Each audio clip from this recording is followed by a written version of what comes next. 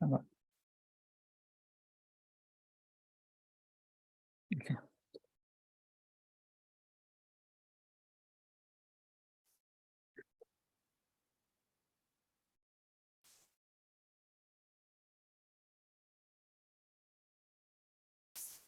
All right, guys, let's get started.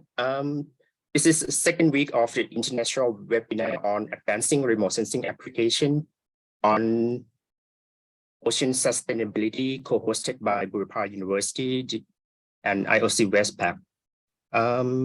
Today we have three speakers, and let me briefly introduce myself first. I'm Tashanat, an academic faculty at the Department of Marine Technology, Burapha University, and I will be serving as a co-host and moderator for today's webinars. So three speakers today, we have Dr. Weeraphong Gertsin for the first presentation. And let me briefly introduce Dr. Weeraphong. And while we have brief introduction of Dr. Weeraphong, could you please bring your slide up?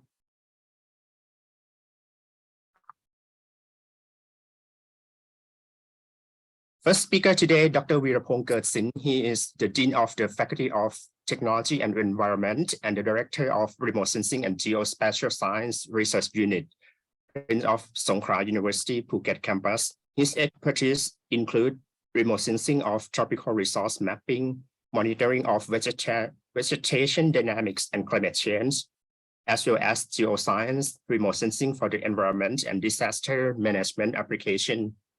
So his talk today is about the application of machine learning in coastal resource mapping. Please, Dr. Weeraphong.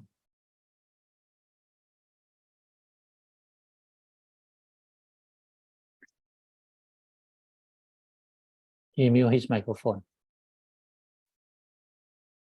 You still muted. Okay, thank you very much.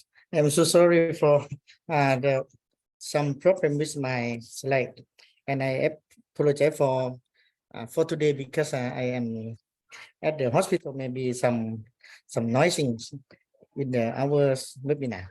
Okay, thank you for Dr. Tashanat to introduce me. Today we are talking about remote sensing and machine learning techniques for mangrove and coral reef mappings.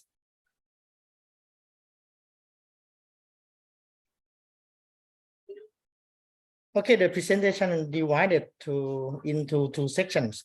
The first one is remote sensing and machine learning for mangrove mappings, and the second is the deep learning. I will introduce you the convolution neural networks for the coral reef classification.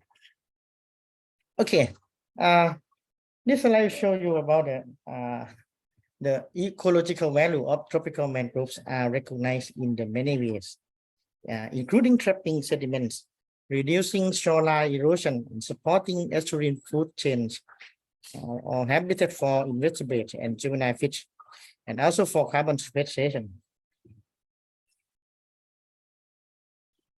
I think this is a very, I think you all understand about the valuable of the mangroves. So the understanding the dynamics of mangrove at the species level is the key for secure, sustainable, and conservation of mangrove forests around the globe. Fortunately, the remote sensing have been recognized as a powerful tool for the mangrove mappings. However, the accuracy of mangrove mapping at the species levels remain the challenges.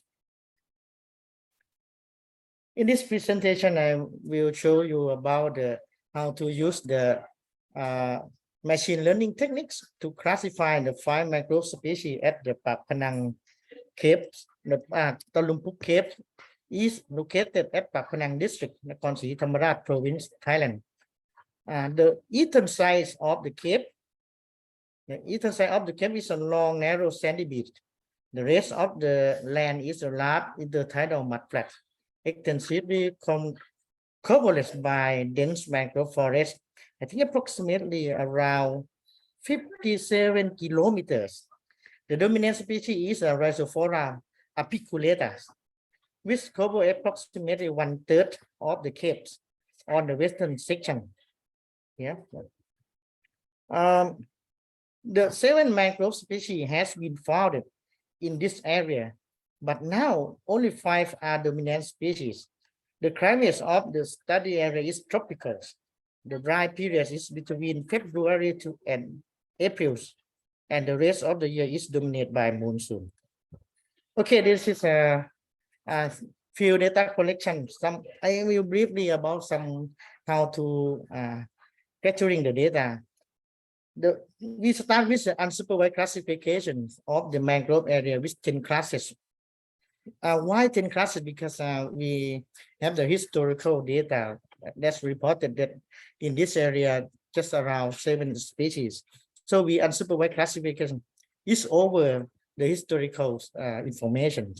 And then we stratify random sampling with the line contrast. Total sampling points are around 600 points. The fieldworks was considered the tidal level. Why we consider the tidal level? Because of some plot easy to access when the high tide levels, but some plot easy to access when the low tide, because some plot very high mud flood. The tide, when we can access the plot, we tie the rope perpendicular to the canals and then make the plot 30 by 30 square meter and count all the tree and label the species of each tree in the field books. And then we calculate the dominant species of each plot. After we conduct the field works, we got the 402 point of the data. This is this table show you about the field data of each species. Okay, this slide show you the similarity of spectral reflectance of each species. These spectrals derived from EO1 hyperden data. I mean, that this is a hyperspectral data that I published in 2013. So why the classification of mangrove at species level is a challenge, because 5 mangrove species is very similar of spectral curves. So if you use some satellite data that's not fine enough for the spectrals, we cannot the classification well results. Right? Okay, in this study we will demonstrate the use of the Landsat 8 OLI that I think we have the suitable band enough to classification the mangrove in the species levels. This table shows you the Landsat spectral band and their resolution. In this study, we use only 7 bands. I mean that we use band 1 to band 7, ranking from the coastal, blue, green, red, infrared, and shortwave infrared. The Landsat data processing, we use the Google Earth engine with the following this option. The first is image collection between 2019, the first January 2019 to the 30th of May 2019. We filters less than 20% cloud buffer of the image and marking cloud and convert to the reflectance values. The median function was used for the image collection to reduce the noise. So after we use the median functions, the image collection will be reduced to only 1 image. The data was downloaded with UTM projection and resolution of 30 meters before being processed in the R Studio. Okay, after we download the Landsat data, so we process to marking out the water area by utilize the NDWI, or called normalized difference water index, to separate the water by keeping the land area where the NDWI was less than 0.48. In this figure show you the markings the mangrove areas. The black area is the waters. Okay, next slide show you the Sentinel-1 data characteristics. We will exploit the Sentinel-1 data that's the SAR remote sensing that can be penetrated to cloud and rain. So we can use the Sentinel-1 data over rainy season. The Sentinel-1 data pre-processing, we exploit the Google Earth engine with the following option. The Sentinel-1 ground range detected all TRD products that have a calibrate and auto-corrected in the interferometric Y mode with the spatial resolution of 10 meters. Two of polarization for VV and VH was selected. The morphological mean filters was performed with a radius of 50 meters. The data was resampled to 30 meters. That's the same of the Landsat 8 of spatial resolution and downloaded with UTM projection before being processed in the RStudio as well. For the machine learning, we use the random forest and gradient boost in this study. We have 4 scenarios for classification. The first one, we use Landsat OLI 7-band with the random forest and gradient boost. And then we try to use the Landsat 8 with 7-band combined with Sentinel-1 with random forest and gradient boost too. And training and testing were positioned with the 70% of the field data going to the training and 30% for the testing data.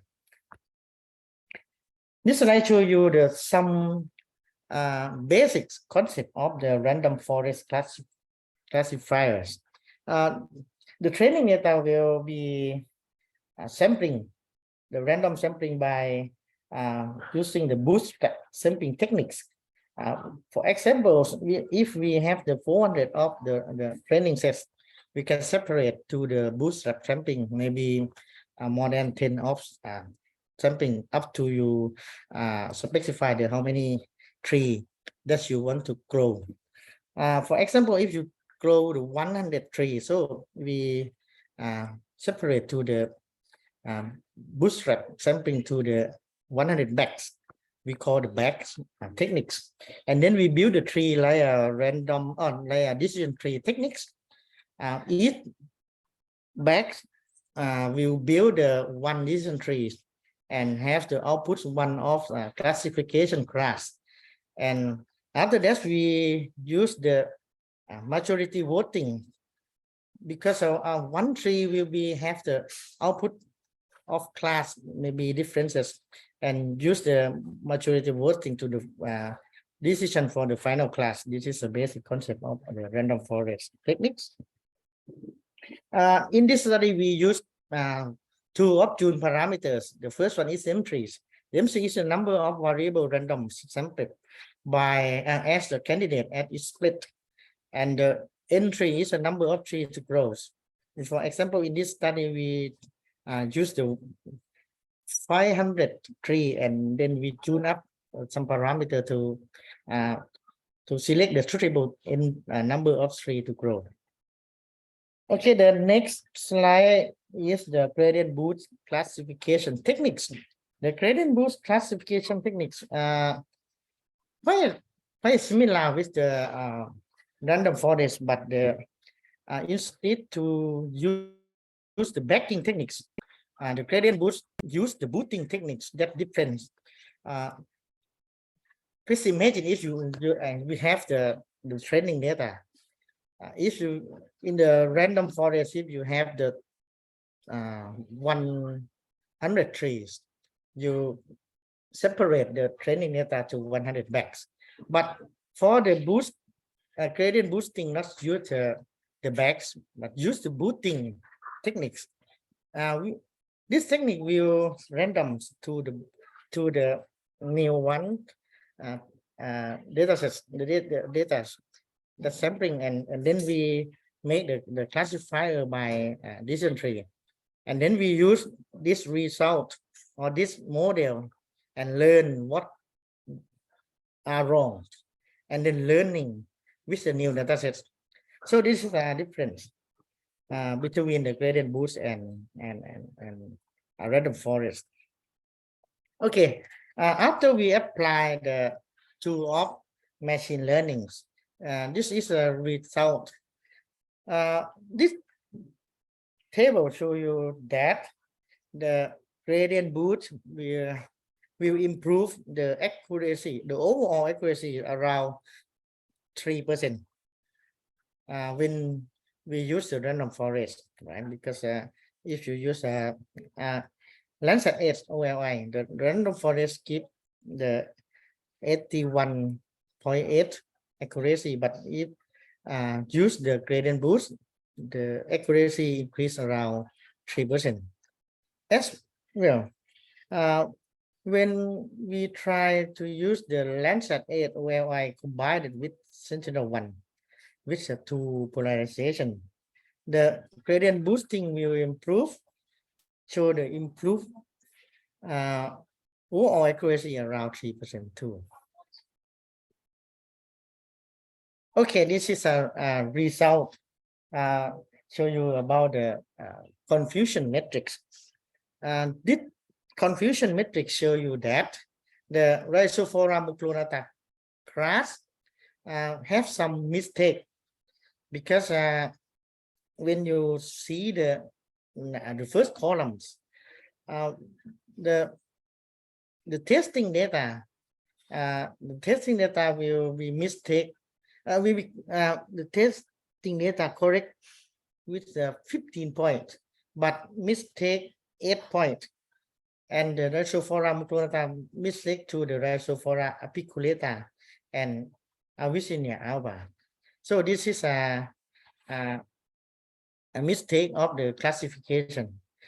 If you see the producer's accuracy for the Rhizophora mucronata is less than when compared to others, because Rhizophora apiculata is around 93%, and Avicennia marina around 82%, and Avicennia alba 100%.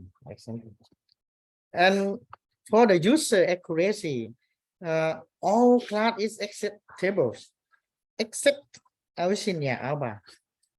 It's just only 78% accuracy. So this is will show you that we have some research gap that can be developed more about the confusing between Rhizophora and Rhizophora mucronata and Rhizophora apiculata. For the conclusion, with the help of random forest and gradient boosting machine learning, the Landsat 8 OLI has the potential to map the mangrove at the sea levels. The gradient boosting can be improved the overall accuracy by around 3%, both when using the Landsat 8 OLI data and when using Landsat 8 OLI combined with Sentinel-1. The Landsat 8 OLI combined with Sentinel-1 and the gradient boosting machine learning techniques can provide the best accuracy. Although the accuracy is lower than that reported by Gersin et al. 2013, who used EO1 hyper and hyperspectral data that reported overall accuracy around 92% at the same study site. The combination of Landsat 8 OLI and Sentinel-1 data has the potential to map mangrove at the sea level at the both local and regional scale. Why? Because if we consider the available of data condition and easier to access data both offline and online processing layer, Google Earth Engine, the combination of Landsat OLI and Sentinel-1 is a good option, because we can easily to access, and when compared to hyperspectral data, that can be difficult to access data, and especially for the regional areas because we need to have the order before and very difficult to have the clean data. Okay, this is first part. The second part, I will show you the deep learning for coral reef classification. This is content introductions. The most of island in the tropical country harbors extensive coral reef along their coastal line that provide the several ecosystems, such as food from small-scale fishery, income from tourists, and shoreline protection against wave and erosion. Coral reef also play a major role in the culture of islands population. Therefore, the socio-economics and cultural benefit of the coral reef are very important to islands community and nation. The degradation and deterioration of coral reef in Thailand had continued for the several decades due to impact from coastal development, agricultural runoff, tourism, overfishing, sedimentation, and eutrophication. In addition, the climate change have begun to compound this more local threat to local reef in many ways. Seawater temperatures anomalies have already causes widespread coral mortalities from coral bleaching even too. The deep learning is the powerful state-of-the-art technique for the image processing technique, includes remote sensing images. We found several studies confirmed that the convolution neural networks is the one of deep learning provide more accuracy when compared to others machine learning techniques such as random forest and support vector machines. So in this study, we investigate that the convolution neural network for coral reef, i.e., in this study is Acroporas SPP, the classification in high resolution. That we try to use the UAV image. Okay, the objective is evaluation of the convolution neural networks techniques for the classifying Acroporas SPP with the UAV images. The study site is the Hay Island, we call Got Hay. It's a small island in the Phuket northern region. The Acropora SVP area is around 935 square meters, not big, along the northwest coast of the island. The data used, we use UAV, we gathering the data using phantom fold and UAV image that captures in May 2018. The date capture the image, the date is a low time because easy to fly over the coral reef area and coral reef is explored. The peak 4D captures was used for flight planning and 698 images were captured over the Hay Island. We use 8 ground control point mark with the real-time kinematics GNSS used as the ground control point to correct the location in the image. The image were processing using peak 4D mappers programs. The whole image was cropped, and then after we processing about the photogrammetrics program to make the auto rectify image. The whole image was cropped for the Acroporas, coral reefs, sand and mud reef, and shadow waters around Acroporas SPP. The Acropora SPP areas was digitized and converted to the raster format that will be used to labeling in the training process. Before training process, we prepare the image by using the QGIS program under the training data for deep learning plugin to produce the training data for deep learnings. We use the 11 by 11 window size and no strike option to produce the training data. The figure in the right-hand side is show you about the chip image, the small image that we'll use in the training process. The image for the training process is 30,000 and 514 images with the labeling code. The convolution neural networks programming under Python environment. The Anaconda with NumPy, PyISGS, sklearn, TensorFlow, and the Keras libraries were used for programming. The class balance was adopted because this avoid to the overfit and I hope that will give the good classification result. The image were normalized from 0 to 255 to 0 to 1. This is normalize the data before training, because if you not normalize in the neural network, then we give you the low classification results. The data were divided into training and testing data with 60 and 40 ratios. The sequential mode, the sequential model from Keras was used with the 10 epochs of trainings.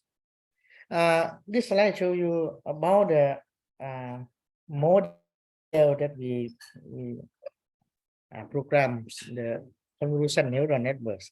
The input image is 11 by 11 and 3 band, and then we have the convolution with the 32 kernels, and then we have the dropouts before the we convolution all image with the 48 kernel, and then we flatten and drop out together, and then we use the dense 64 kernels, and then we drop out and make the outputs of classification. Okay, for the results, the overall accuracy is 95.36%, and producer accuracy for Acropora, SPP, and auto are 99.39 and 91.30 respectively. This image show you about the input image. Also, sorry, and the second is the labels. That's input for the training, and then third one is the classifying. If you see the image and the classifying and compare to the labels.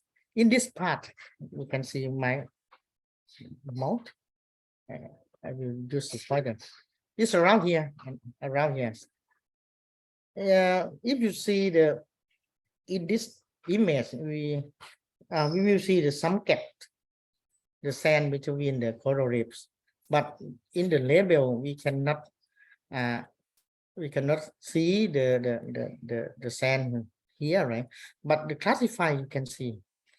So in the classifying, very same with the input then labels. This is I will show you, and that I would like to show you. The conclusion, convolution neural network have provided high accuracy for Acroporas, both overall accuracy and producer accuracy is higher than 91%.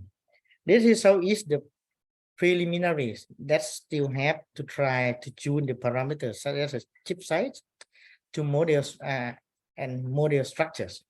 The challenges to compare the capabilities and performance with other techniques such as random forest and support vector machine learning techniques.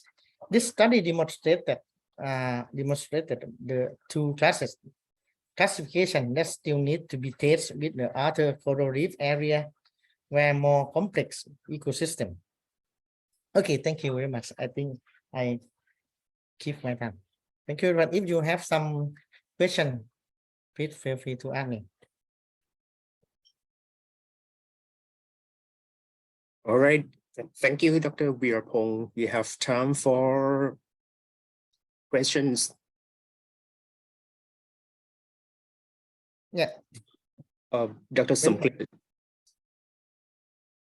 Yes, thank you very much, Dr. Wirapong.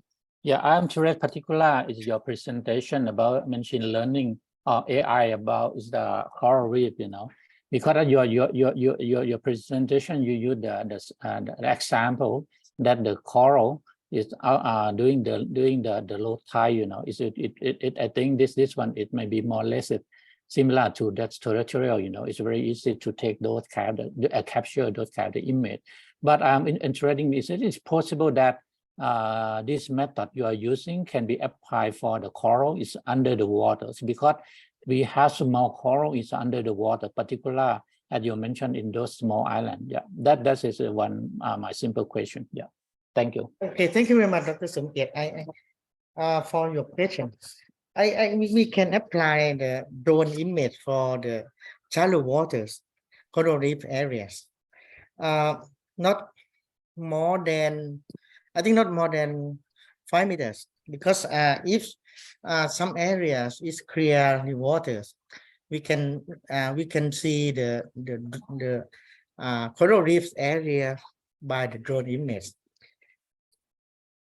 This, I think, be sure you can use this technique to classify the coral reef in the shallow water. Not only for the low tide day, but you can apply for the some area that's the water levels not higher than 5 meters, I think.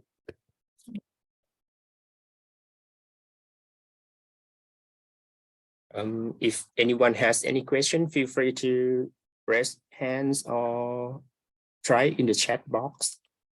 We have one question in the chat. Have you ever tried water column correction on drone image? Okay, thank you for your questions. I not try to use the water column correction with drone image because in this condition, all coral reef area is exposed, so no need to process the water column correction before you use the techniques.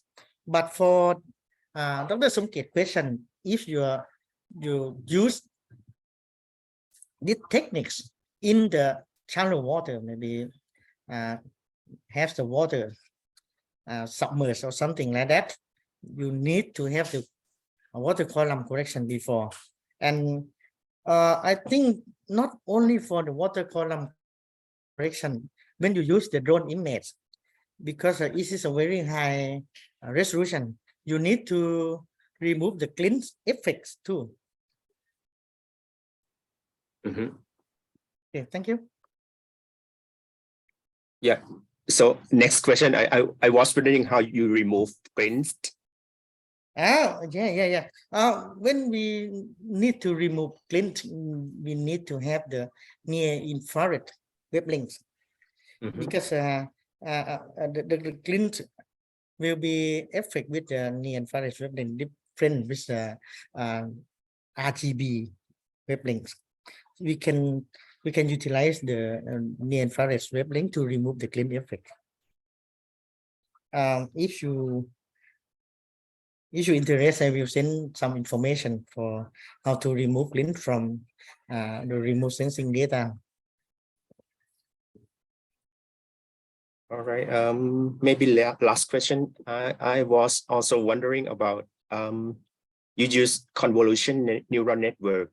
So in supervised training, what was the features you selected for? Okay, for the features. Yep. The convolution neural networks are not same with the machine learning, because when we conduct the machine learning, we know what is the we know correctly what is the feature that we put in the model, right? But for deep learning, it's different. You put a RGB image, and you process how many kernels that you want to convolution your image. For example, in this study, we use the first kernel is the 32, and second is the 64, right? And then deep learning on convolution neural network will be learn what the feature is suitable or important for the models. So the deep learning will be select the feature by themselves by learning process. But for the machine learning, you need to help them to select the suitable feature before put in the machine learning model. This is a quite different between the deep learning and machine learning. You understand? Yeah, I got it. Thank you. All right, thank you, Dr. Weerapong. This is quite interesting and insightful talk. So let's move on to next speaker, Professor Nurjana Nuruddin. She is Senior Lecturer and Head of the Research and Development Center for Marine Coast and Small Islands, as well as Marine Science and Fishery Faculty, Hasanuddin University, Indonesia. She is also an expertise in remote sensing and GIS for coastal resources. Please, Dr. Nurjana. You're still muted.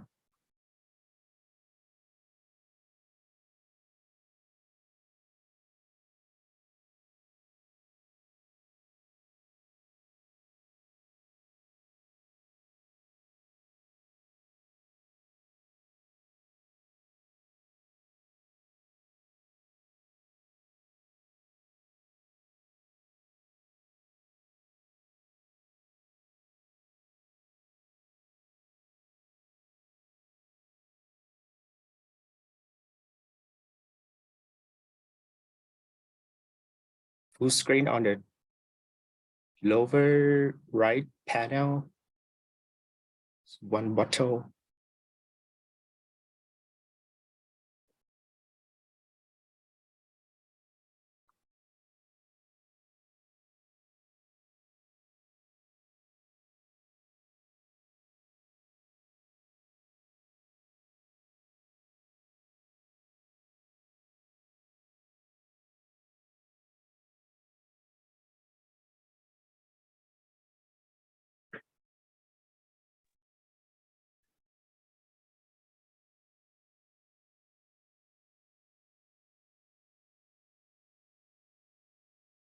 Okay, thank you. Lachana, you Oh, have, it's not full screen yet. Can you try I try. lower right button? Okay, I will try because I lost my, suddenly my PPT. I try to stop here. Yes, and then I try to on again. It's better.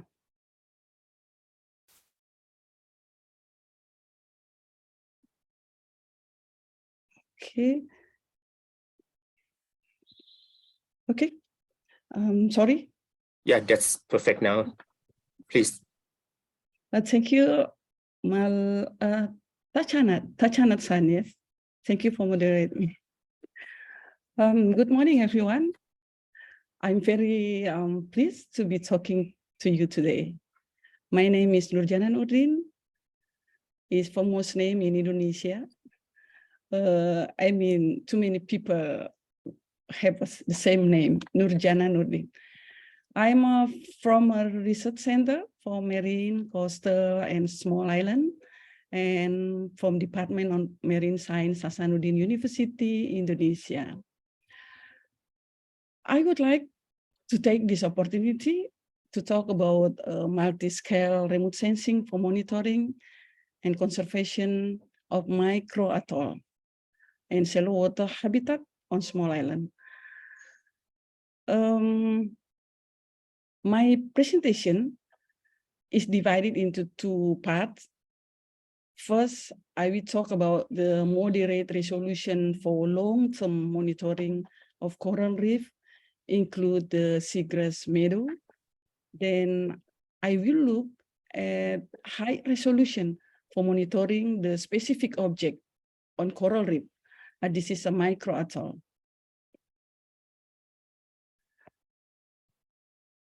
As you know that, if you see the picture, as you know that Indonesia is the largest archipelagic nation in the world.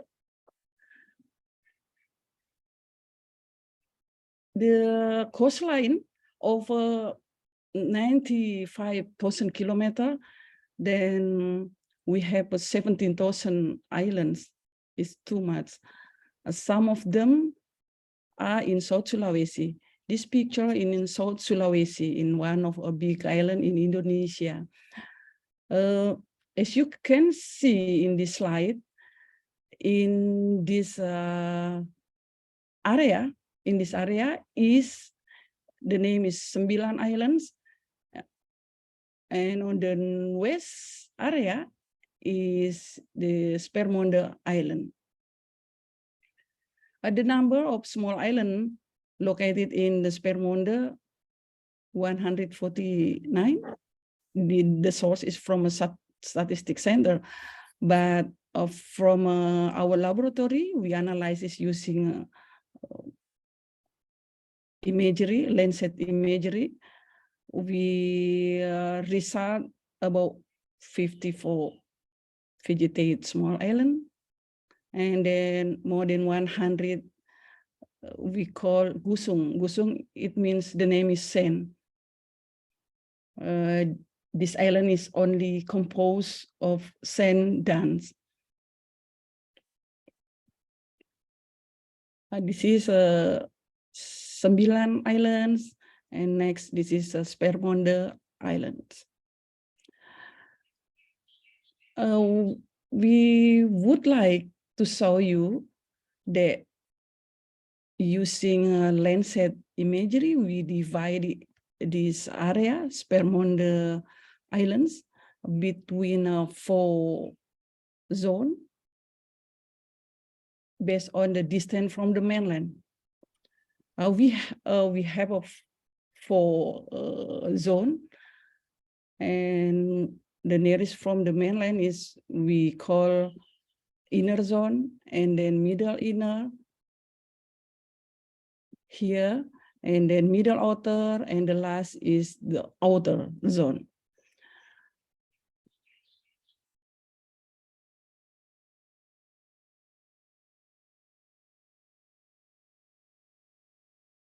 Beside that, if you see this picture, some of small island in Spermonde, they are inhabited, and some of them uninhabited. You see this from a UAV image, from UAV photos, we see too many hosts, too crowded population in this island.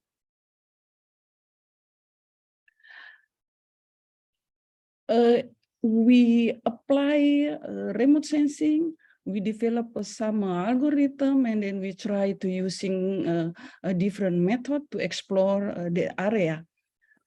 I would like to say that some important thing in remote sensing, namely the acquisition of a satellite data at various level of resolution. For example, this table, for one case, we're using a dynamic data from 1972 until 2022. And then we try to using temporal data, spatial resolution different, and radiometric and spectral resolution.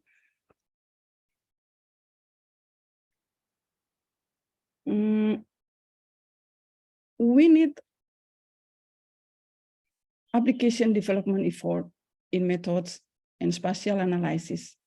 Some of them, such as radiometric correction, sun gleam correction, and classification.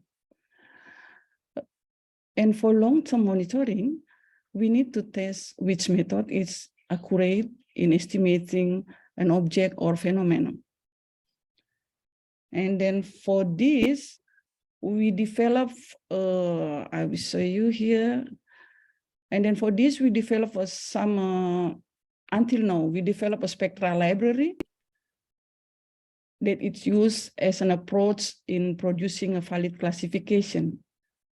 Start utilizing open access satellite imagery with medium resolution to monitor condition for a long time on inhabited and uninhabited island. This is a one-off case in our research.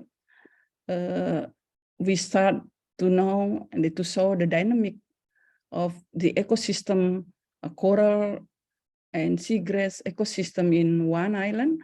We call long-term coral reef monitoring in Habitat Island. The name island is Kondong Bali Island.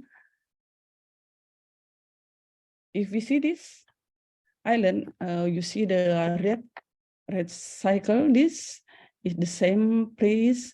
There are many condition of live coral, and it become dead coral covered with algae. Here you see that the red color, and then some of them become rubber until 2022. This is a new update data.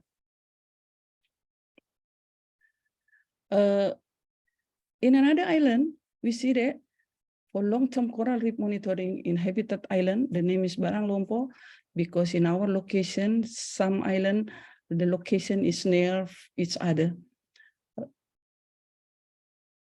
If we see the red cycle area indicating that in 1990, live coral at the same location, there is a significant decrease in 2022. We would like to show you that, and then we would like to explore, is there a difference between inhabited island and uninhabited island? We will see the graph.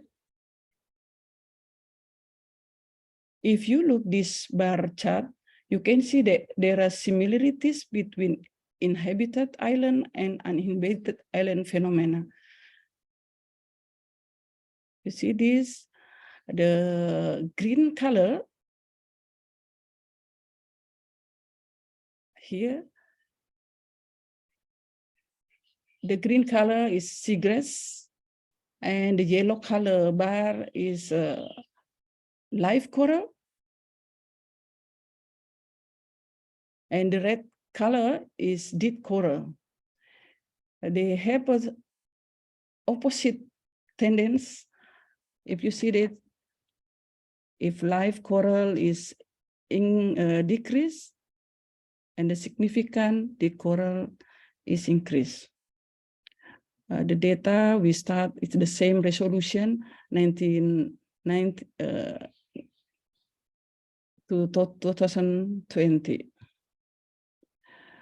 How about if the uninhabited island, and we use a moderate resolution?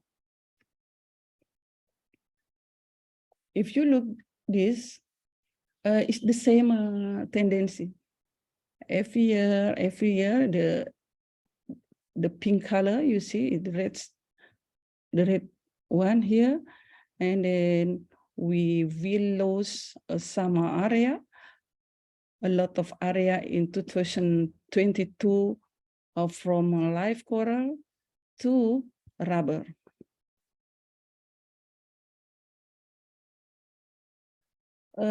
Next, I talked to you before it, the next slide on the second part about the monitoring smaller object or specific object using UAV RGB. We would like to introduce to you that on dense populated islands, activities on the water are crowded by fishing boats and regular boats. But in this condition, there are micro atolls that can grow in extreme condition. This is a interesting phenomena because there are some micro atoll is grow in extreme condition. This is one of the islands in Spermonde. This we call Barang Lompo Island. And what are we doing on this island? We are monitoring the growth of micro atoll start in 2020 2 years ago and will continue annually.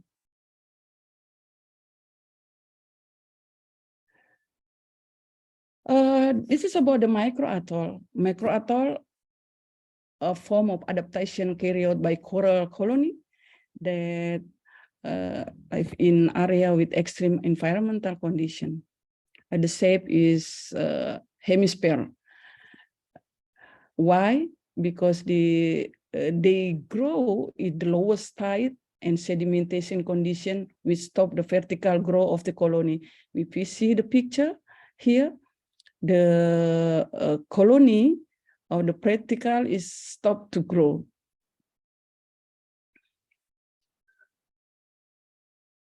About the methodology, we measure directly visual observation and measure the diameter on each micro-atoll, combined using underwater photo. And then we measure the diameter, we collect some sample in that area. At the important point, we would like to share that 9 micro-atoll. If you see this map, we're using Sentinel 2A, 9 micro-atoll location point on the Sentinel imagery, this that location. From the analysis of moderate resolution, are classified as 4 pixel, classified as living coral. Living coral is this pink color. There are 4 pixel are classified as living coral, and 1 pixel is classified as dead coral. Here, red color here. And then another pixel is classified as rubber, and 1 pixel is identified as sand in the gray color, this one.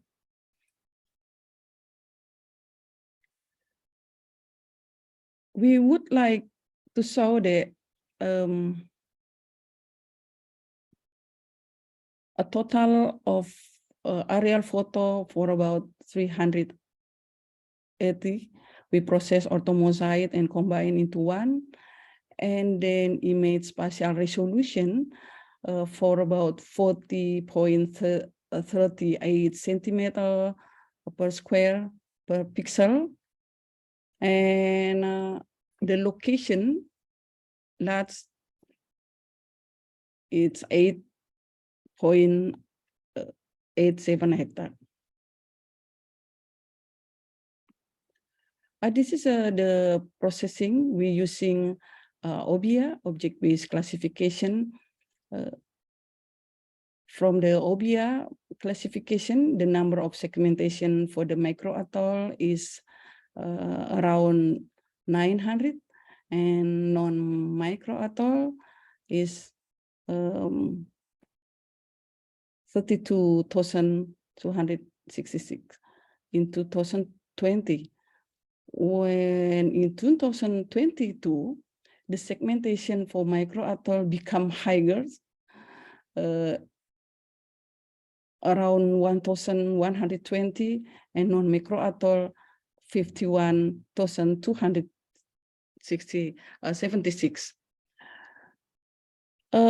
The difference in the number of segmentation, we saw that is influenced by different in water condition, sunlight and waves at the time of taking aerial photo in 2020 to 2022. This picture saw the OBIA result. A picture, this is the identify A picture. This is the result only OBIA, and then B picture is OBIA result plus a supervised classification.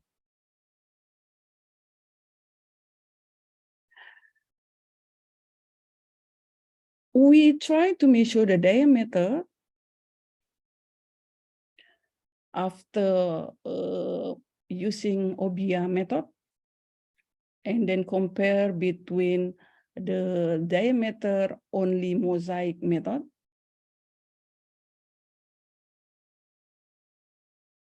If you see this, we see the growth monitoring, A micro atoll diameter based on mosaic result here, only mosaic result, and then B micro atoll diameter based on OBIA result in sample 2 and 3 or through on-screen measurement using RGIS.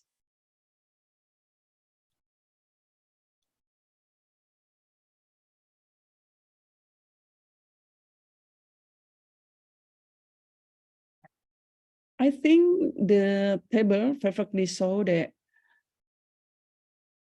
OBIA result, so the OBIA diameter measurement are closer to field measurement on 9 samples.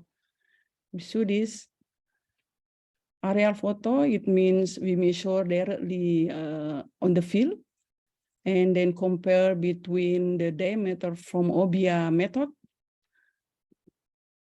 And if you see this table, while the difference between the minimum and maximum diameter of OBIA and in situ macro atoll diameter was 1 centimeter, 60 centimeter, 1.9060 centimeter to 37.31 centimeter. The range maximum and minimum diameter that we bring between OBIA and in situ macro atoll. And then if we see the different diameter measurement, the smaller difference between micro atoll from UAV mosaic and in situ measurement is 4 centimeter, and the highest difference in 45.29 centimeter. This is the growth rate of every sample. We see that sample 1 has the largest growth rate with 22.5 or 51 centimeter, and the smaller growth is found in sample 4, which is 3.15 centimeter. This sample 4. And then the largest growth rate is the sample 1.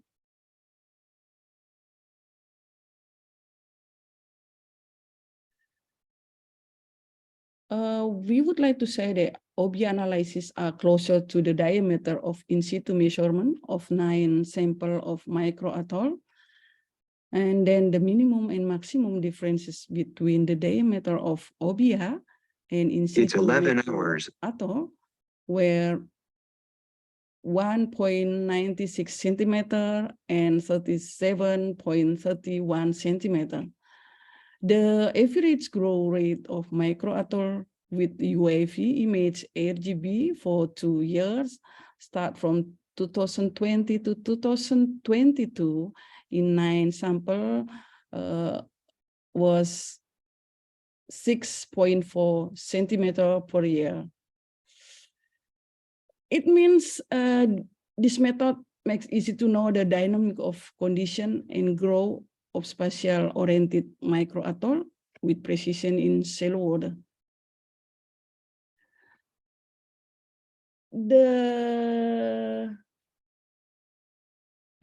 This is the end of my slide, I think.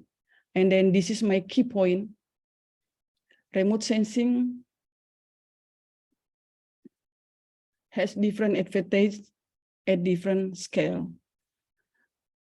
And the second, the micro scale is capable of monitoring objects at more detailed size.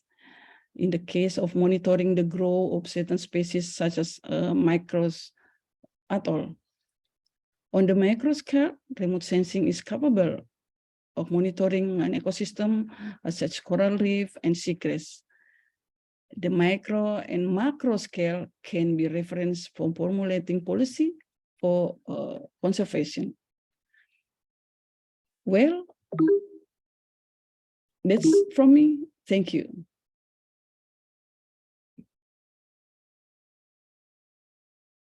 Oh, thank you, Professor Nura. We have time for questions. If anyone has any question, feel free to raise hand or type in the chat box.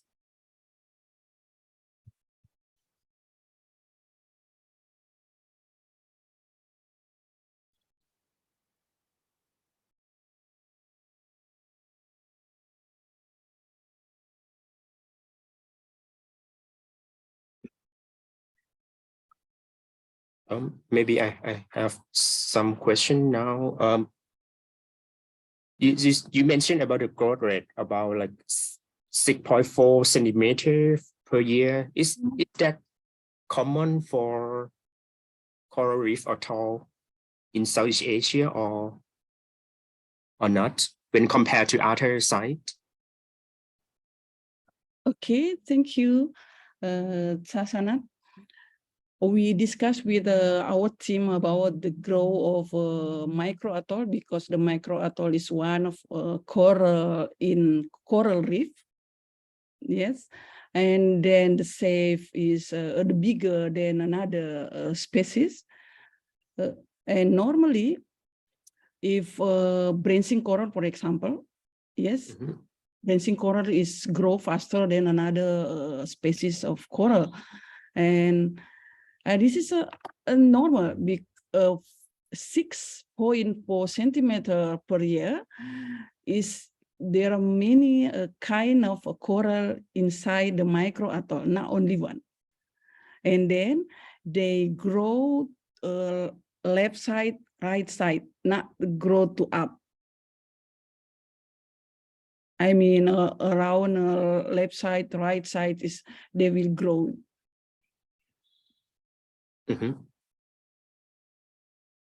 Yeah. Is there any environmental factors during the warmer or colder periods, like interannual variability in this region that affect growth rate or not? Yes, yes. I mentioned before that micro atoll grow in the extreme condition. I mean, if you would like to show the water is extreme condition or not, is one of parameter if we can find, if you can found a micro atoll, because they can grow in an extreme condition. You see this safe like this. This location in the low tide is exposed in the up. It is this picture is low tide, it's very low tide. It means this coral, micro coral will expose on the boat. It's like that.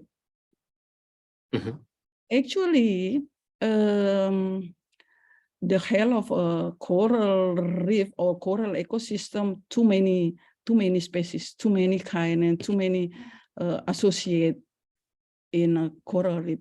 But in this condition, because too many people and too many boat every day, local boat, boat fishermen, regular boat pass, in the water. Around this, no coral. If you see this, the picture, no coral except micro atoll, because it's very, very stronger like this. Yeah, actually, I'm not special in coral reef, but we are a team some of our team is expert in a coral reef, and some of them is expert in seagrass.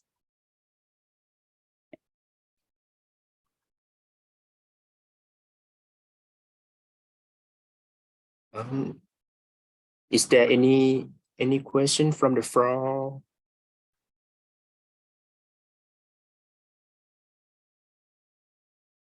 Maybe last question from my side. Like this site also experienced bleaching at some point before. You mean bleaching? Yeah, Yep. become white color. Some of place only a small area.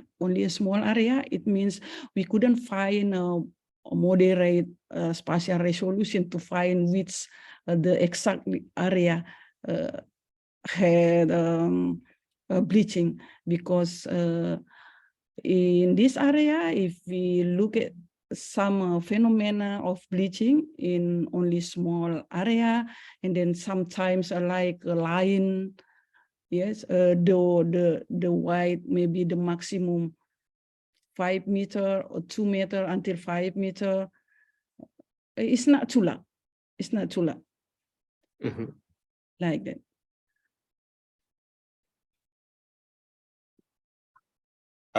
That's one question from the chat. Is spatial error from UAV taken into account when measuring coral growth? Yes. Which one was larger error? Or? Yeah. We would like to show that using UAV and then analyzes the data using OBIA and supervised classification is good method to know the good growth rate of a microatom, because we compare between the real data on the field survey by measuring directly the diameter, and the nearest the nearest quantity from the in situ measurement is more OBIA with supervised classification. This is, you see this OBIA, and then in situ here is a close with the diameter, and then only the mosaic, here. Yes, only the mosaic is a little bit have a big range.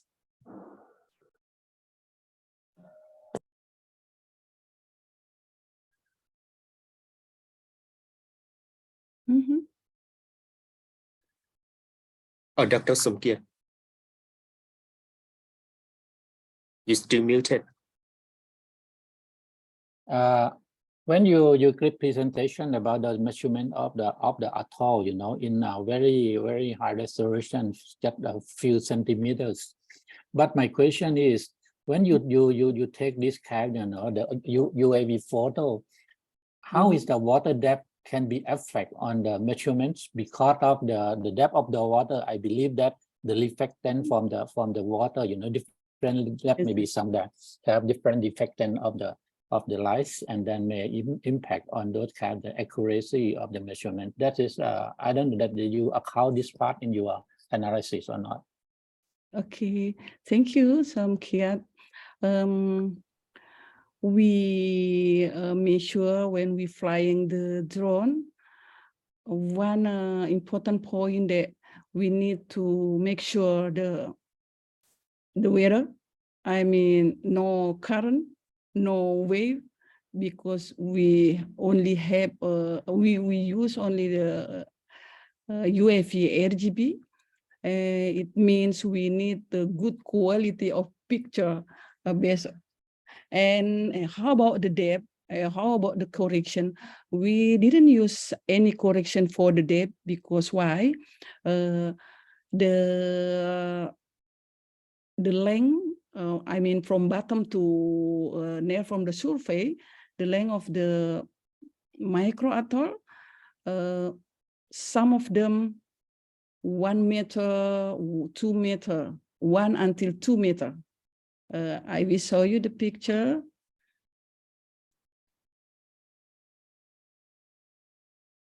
Okay, I will show you the real picture.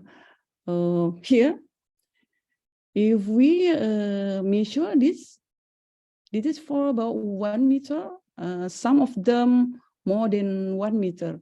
And then if we would, when we applying the drone, the condition is high tide. High tide, the maximum is because it is depend of the mentioned. The high tide, this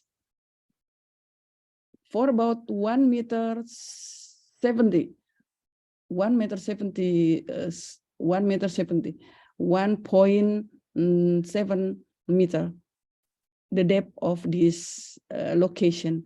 And then the length of this object is for about 1 meter, some of them more than 1 meter, less than 1. Yeah, sometimes we have a object is very big and the length is 2 meter. It means when low tide is exposed, no need to use some methodology for omit the color border. Maybe if we will try to adapt it, for example, deep variant index, when we found the micro atoll deeper, the deeper area.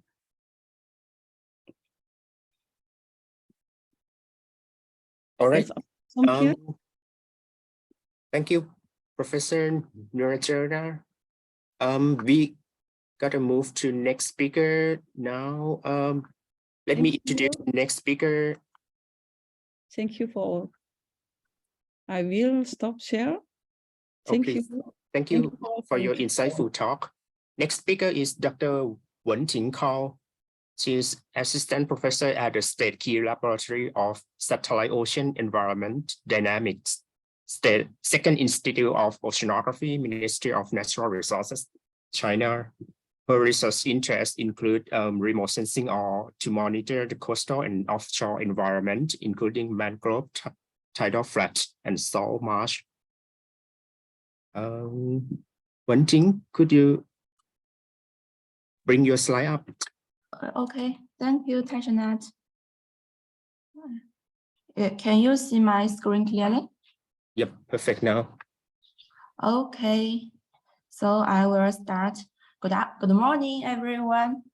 My name is Wenting Cao.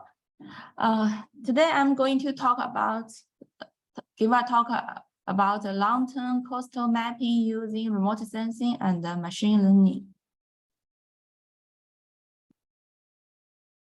My talk has 4 parts. First is the background, second is the methodology, and third is the applications, and finally the summary. At first, I'd like to tell you why mapping the coastal resources is important. The coastal ecosystems are located in the interface between the land and oceans. It is constantly changing because of the interaction between the oceans and the lands, and it contains many important intertidal ecosystems, including the mangroves, tidal flats, salt marsh, and coral reef. We can see from the left maps, almost all the coral reef, mangrove, and seagrass are distributed along the coastal regions. While more than half of the global population on the coast, As you can see from the map, the spots are the cities with more than 1 million residents. They are all located in the coastal regions. As for China, 90% of the national population, 70% of the national population, and 60% of GDP, and 70% of the energy use are all concentrated in the coastal regions. And now with the urbanization progress, the habitats become urban lands. This will result in degradation of the ecosystems, including species extinctions and marine pollution. So under this background, it's important to monitoring the long-term coastal dynamics using the remote sensing for the sustainable development. Here is an illustration what is tidal flat. Because the tidal heights is always changing, there are 3 coastal types. The land is always above the high water line. Ocean is always under the water line. The tidal flats are exposed when tide is low and flooded when tide is high. We can see from the remote sensing examples here.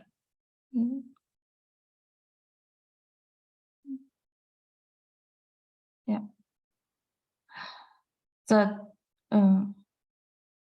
We can see that when the tide is high, so the tidal flat is flooded, and we can only see the land and the water here. And when the tide is low, we can see that there is land, this is tidal flat, and this is the ocean.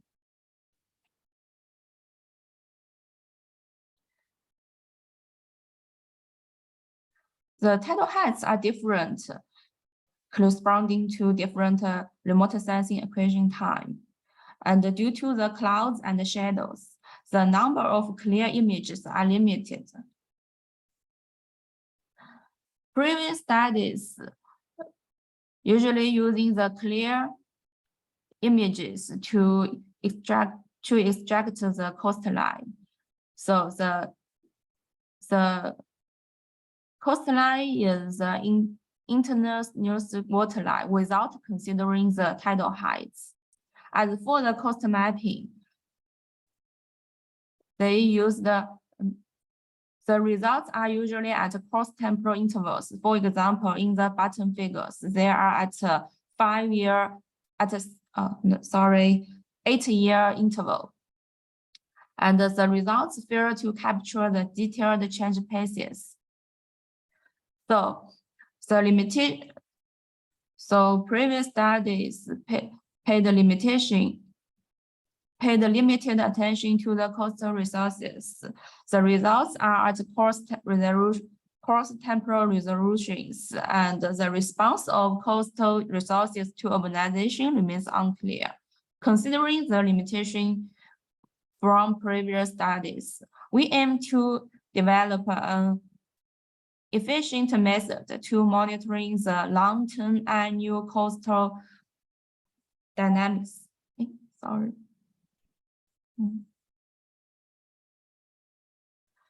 This is the overall framework.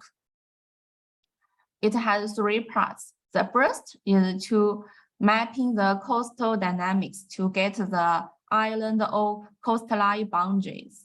Then within the boundaries, we conduct the land cover changes identification to get a long-term change detection. And then we will get the coastal mapping products, including tidal flats, land reclamation, mangroves, urban land, and so on. Here are some highlights from my method. First, we contributed the long-term water index, constructed the long-term water index. We used the MNDWI because it is widely used to classify to classify the water and the land. We used all the available Landsat images from 1980s to now, and we calculate and we remove the clouds and the shadows, then calculate the MNDWI for each pixel. Then for each pixel, we can build a long-term water index curves like this.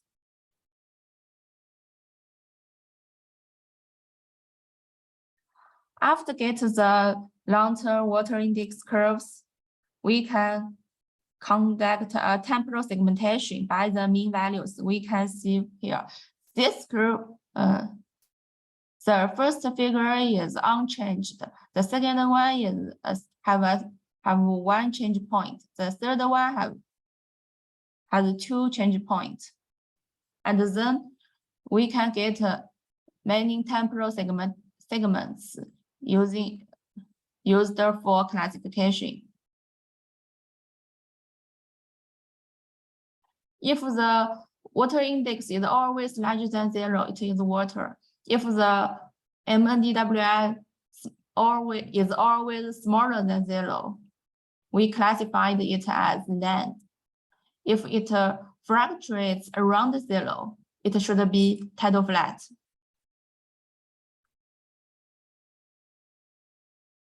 Here is an example of the time series images of coastal changes. The curves corresponding to the red point in the Landsat images. We can see from the images that in the first line, it is clear water from 1991 to 1995. And the third row is tidal flat. It is exposed when tide is low and flooded when tide is high. And after 2005, the land reclamation let it be the land area. And we can see that the Landsat images are consistent with the MNDWI curves. And also it means that this method can well capture the coastal changes caused by the natural factors and the human activity.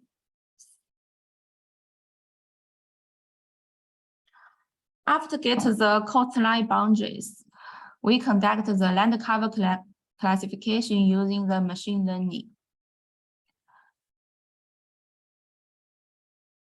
It has 3 parts. First is collecting the samples. We collect the samples including the urban areas, water bodies, forest, and agriculture land. Also the mangrove. I forget to add it here. We collect the samples that they are stable during the past 30 years. We used it as training samples. Then we used the visual bands and the calculated index and the seasonal NDVI for the classifier. And here we choose the random forest classifier because it is robust and efficient. After get the land cover types, we further identify the urbanized year. This is a basic assumption of urbanization. If the forest or agriculture land become urban land, the NDVI decreases. And when the water or tidal flat became urban land, the MNDWI decreases. So we can use the linear regression method to identify the year of starting urbanization and ending urbanization.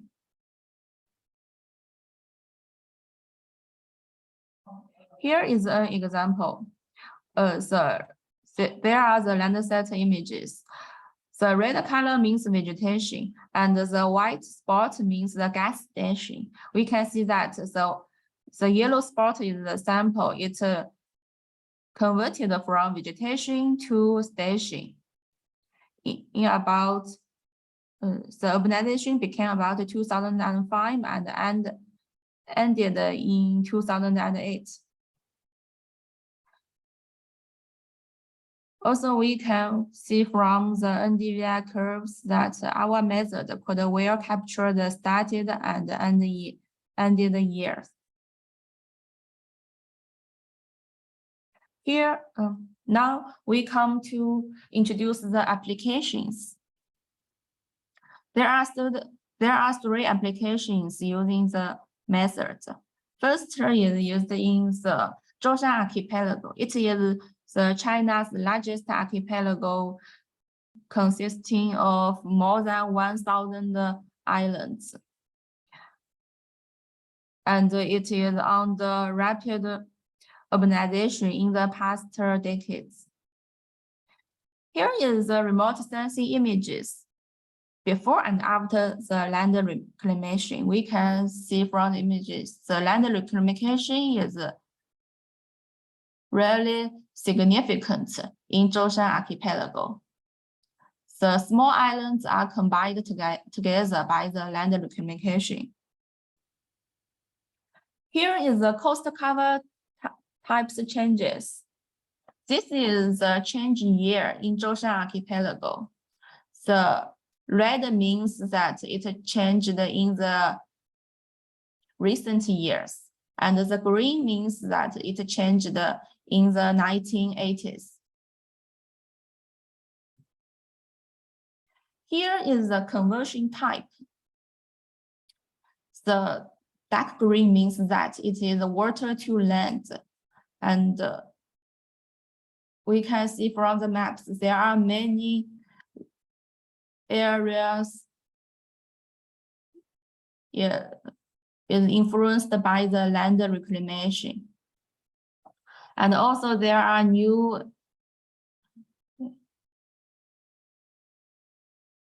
also some areas is orange, which means it is land to tidal flats. This is the statistic areas of the coastal dynamics.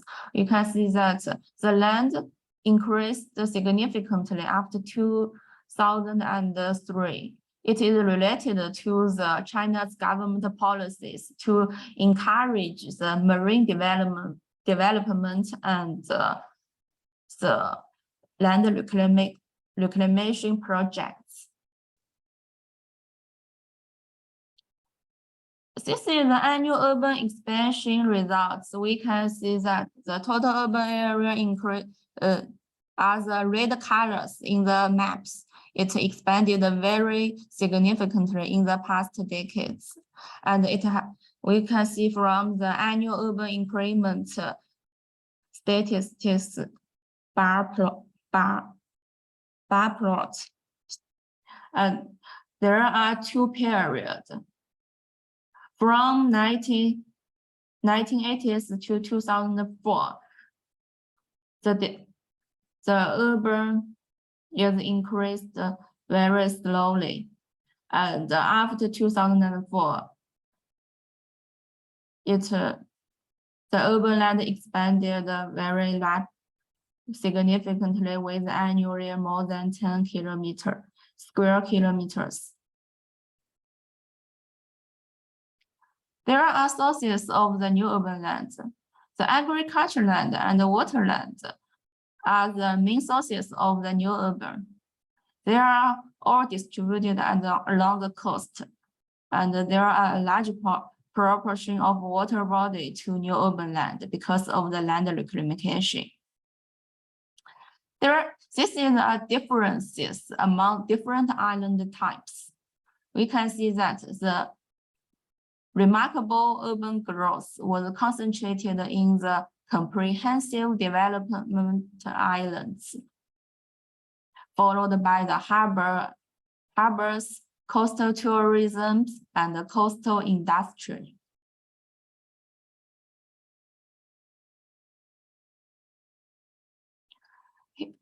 Okay, we go to the next application. We also do some research on the salt marsh dynamics in Hangzhou Bay. Hangzhou Bay is the largest macro-tidal estuary bay in China and has a large tidal range and strong currents.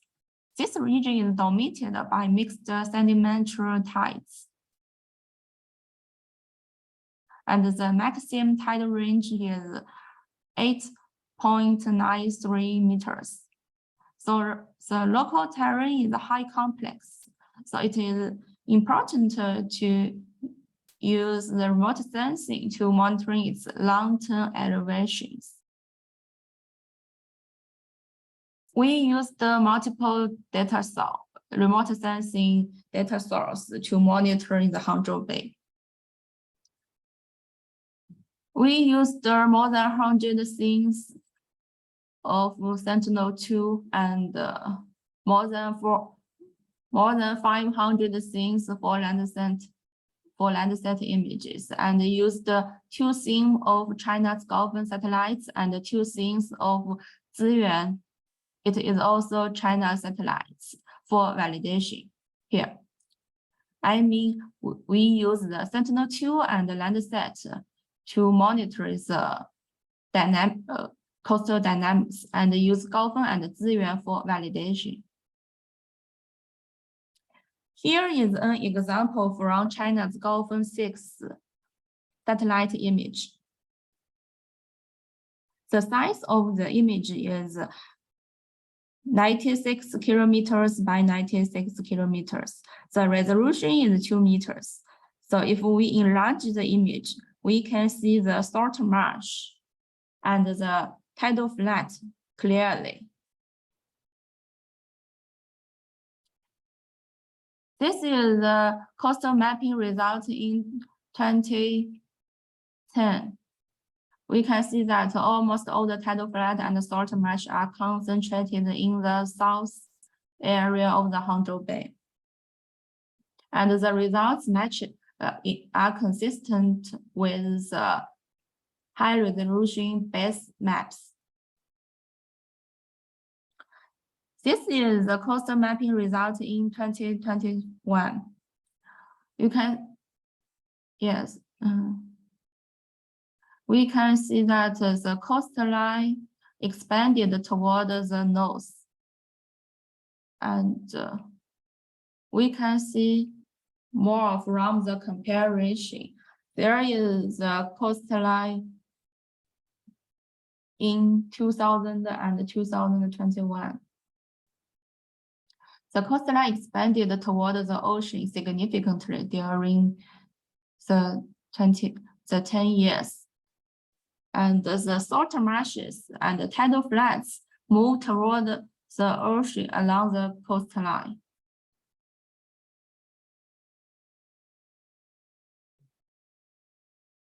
The classification results are consistent with the high-resolution remote sensing images and the field survey photos.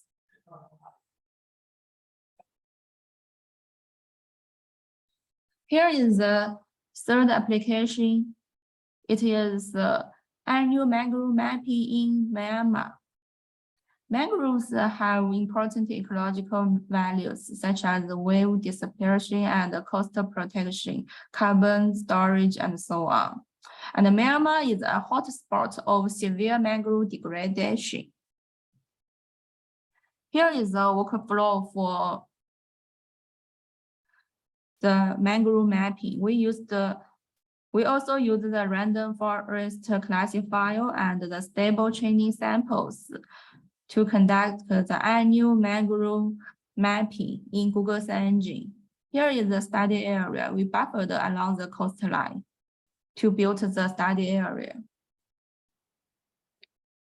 Here is the results. We can see clearly from the left maps, the red color decreased significantly. especially in the center of Myanmar. And the NDVI means the vegetation index also decreased significantly. Of the mangrove forest lots, 84% has been converted to arable land and 16 to agriculture.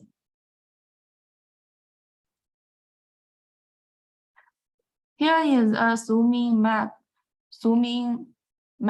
and the Landsat images. We can see that the classification map are consistent with the red color in the image. The red color in the image are the mangroves.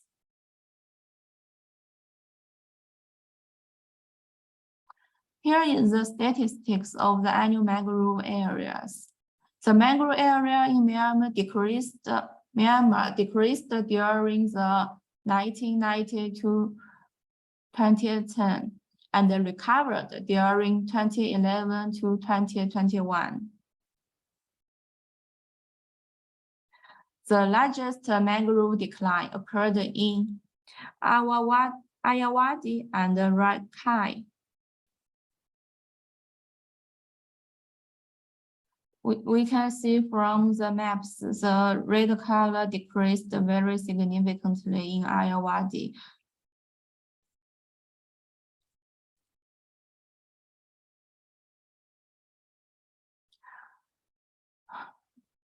Here is the mangrove loss and recovery sources in the typical areas. We can see from the left maps. The green indicates that the loss is the mangrove is converted to arable lands, and the blue color means the mangroves are converted to agriculture.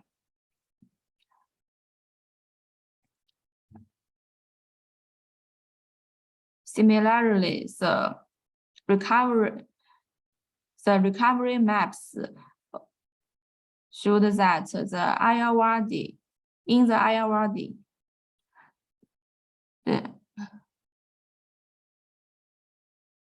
there are more than 86% of the arable bands and 14 agriculture are recovered to mangrove. And in Rakhine, the recovered mangroves are converted from arable lands and agriculture.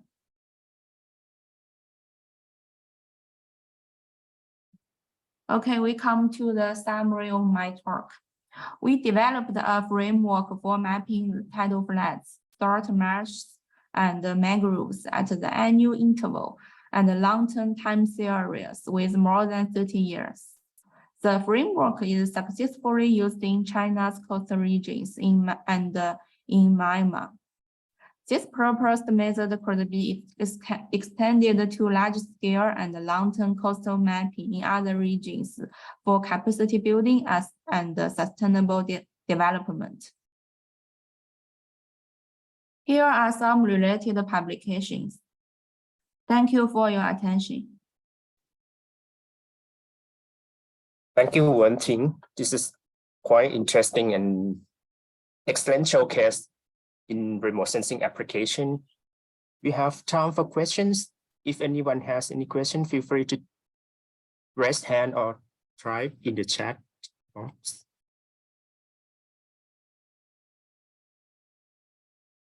One thing, when you show that land increase and tidal flood decrease in time series, that is driven by accumulative sedimentation or geotectonic activity or sea level change.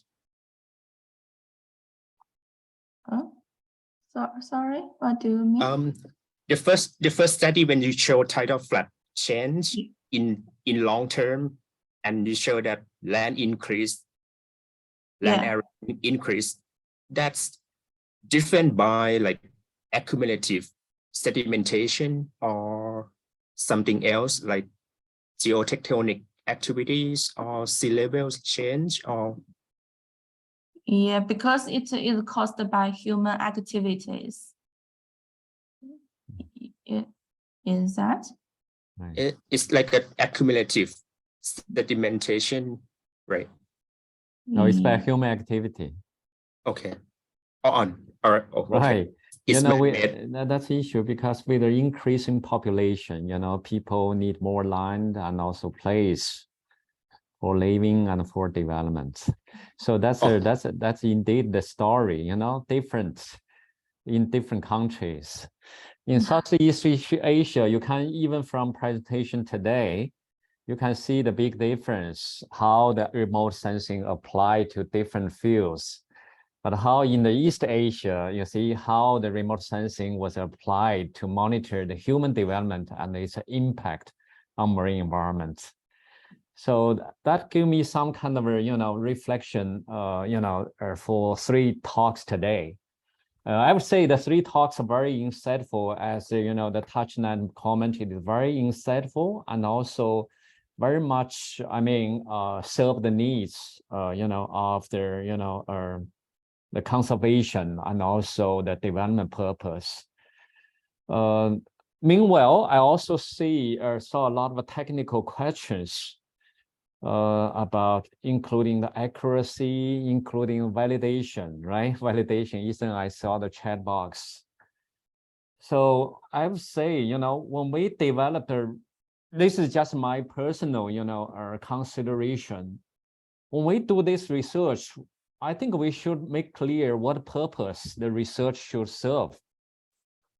Right? I think even for remote sensing, we always try to achieve 100% accuracy, but we will never achieve it 100% accuracy. So we need to look at what kind of purpose the remote sensing study should serve. For instance, if you want to serve the purpose for conservation, right, in large scale and or small scale, I think the accuracy requirement is different. If you want to serve the purpose for assessment, the same thing, right? I think the accuracy also different. So, because this is some question remind me, how to look at the accuracy issues related to remote sensing technology, including the drone technology as well, right? So this is something I think in the future we may need to understand what kind of background of the study, of what kind of background that the study, by which that study was conducted. And then we can understand what level of accuracy, right? Maybe need to match. So this is something I think this is a very, very insightful, talks and also very interesting discussion. How we can, consider the role of the remote sensing technology, in the future program development, either for conservation, either for land recommendation, or either for, assessment purpose.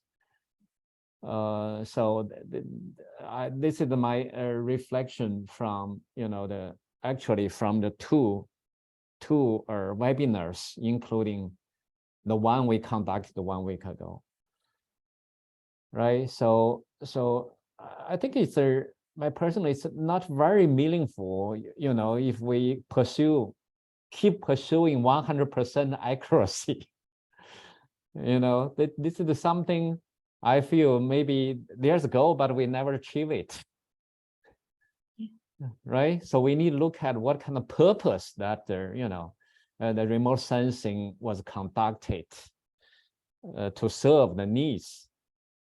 Maybe I'm wrong, but just some kind of a reflection, in terms of how to, develop the remote sensing application in the future. Yeah, thank you. I give the floor back to you, Tachnet. Thank you very much for moderating the session today. Oh, thank you, Wen-Si. Seems like we came to an era of emerging surveying technology like UAV, AOV, sorry, ROV, UAV into like machine learning or vision learning. So I would like to open floor for panel discussion. The other two speakers, could you join us for like Dr. Weerapong and Dr. Nurjan?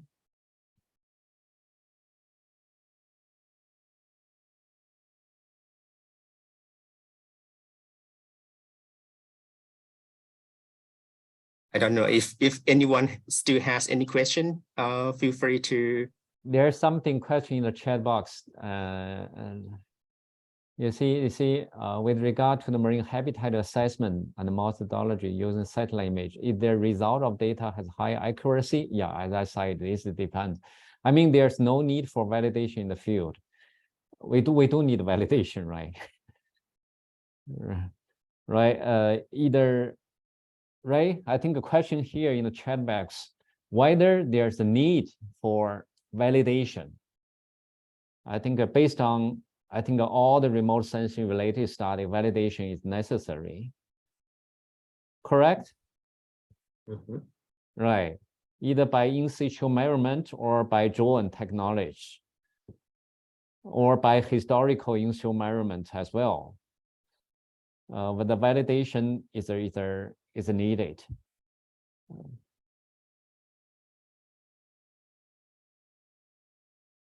But how do you look at the accuracy issues?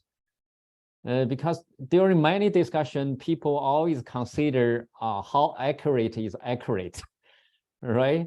Of course, we want to achieve 100% accuracy for any habitat coastal development, but I think it's always not possible. Even the in situ measurements, I don't think so. It's 100%. It also subjected to the error that caused by human, by the methodology. So I think yeah, this is my observation about accuracy issue, related issue.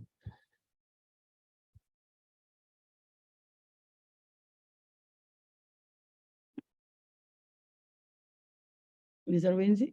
Yes. I think as one important point about the accuracy in remote sensing is depend of the spatial resolution, the data what we use.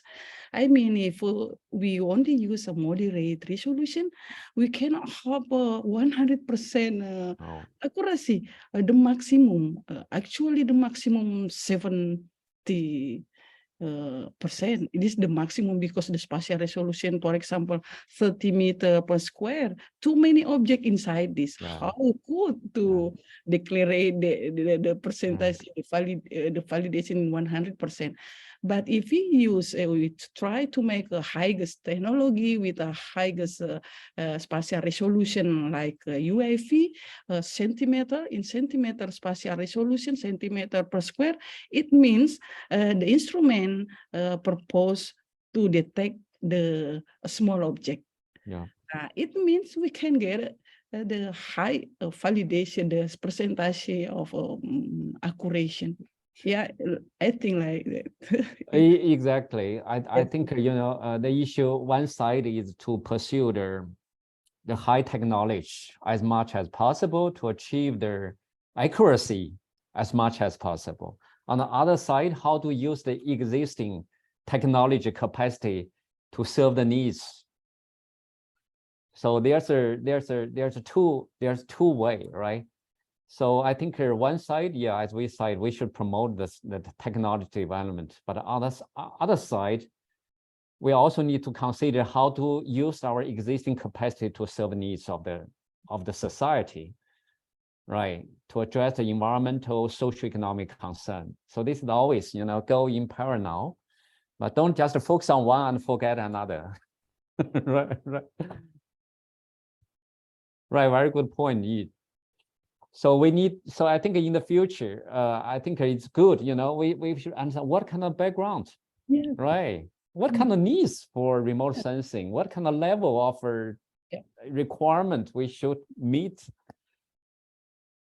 You see, for that kind of 78%, I think for mapping, for assessment, large scale assessment or small scale assessment, I think it's okay, you know.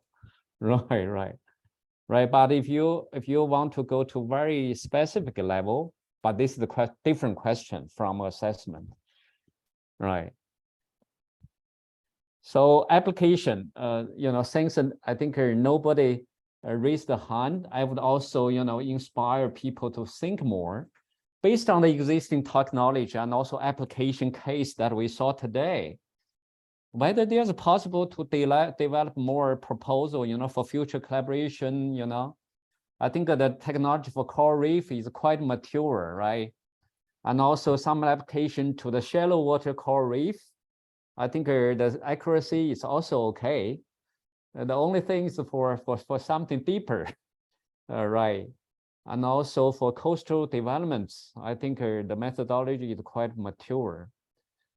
So based on this existing capacity and technology application case, successful case, what kind of a collaboration or, you know, or proposal projects we can further develop, you know, in the future among countries in the region? Because different country has a different capacity and also limitation in infrastructure, human resources. But the demand for sustainable development, I think, is the same, right? The escalating human activity with the degrading ecosystem and also the destroyed, you know, habitat. I think the requirement, the demands, all the same. So whether we can, you know, come up with some kind of collaborative program, you know, in the region with a focus on the remote sensing application to sustainable development. Sustainable development, of course, is too broad. You know, to find some kind of pilot area in this region, representative area, you know, representative. And, you know, deploy the remote sensing technology, working together with the local stakeholder. Of course, ISI must work very closely with the local team because they know what's needed, what kind of requirement from policy, from conservation agencies, authorities, to link it together.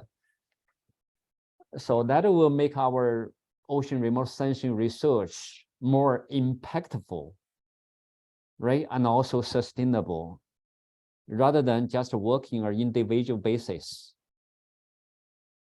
So I think this is the purpose for us to run this remote sensing webinar series. So this is just a question. You know, we don't expect answers immediately, but we hope, you know, after the 5 times webinars, we indeed can receive some concrete idea from, you know, any one of you or all of you, a group of you, you know, that we can, you know, keep, you know, keep running the remote sensing activities, you know, more sustainable, you know, more sustainable and more collaborative, and also more impactful way. Right. Yeah, Professor and Najan, I you know, I think the work is very, how to say, responding. I mean, the research responding to the needs. And also a lot of technical challenges, as you know, as the question reflected. But this is something we need to do, right? Right. But in one more about the phenomena is, if you would like to think about, we need to how to say, keep running the remote sensing activity and then make a link between another country. And I would like to say like this, in my experience, for example, this is only if we talk only about the methodology, and then we maybe it's the same methodology. In my case, in our place, because we have a lot of a small island, in the same methodology, when we try to use the same methodology in the different place, Area. in the same in South Sulawesi, but only different island, and we have found the same reflection spectrum, but the different object. Why? Because too many activities over there, and then there are some how to say environment condition. For example, like this, Mr. Wensi, in one small island, too many populate, and then the seagrass will grow better than no population. But when we detect by sensor, the seagrass in a clear water and the seagrass too many populate, but they grow better, is a different spectral reflectance. We measure and we develop spectral library. It's so different. We have a range, more wide range to calculate that this is one classification object. Yeah, it means we need to try on another case, another phenomenon, because it's the different result. That's all. Right, exactly. So something, really, we need to look at what kind of plan, that should be developed based on what kind of context. Right, but basic methodology, I think more or less people all know very well. The issue is how to provide solution based on the specific circumstance and also context. So this is something I think, the direction we should move, solution-oriented approach. This is exactly, I think, a solution, remote sensing solution-oriented approach.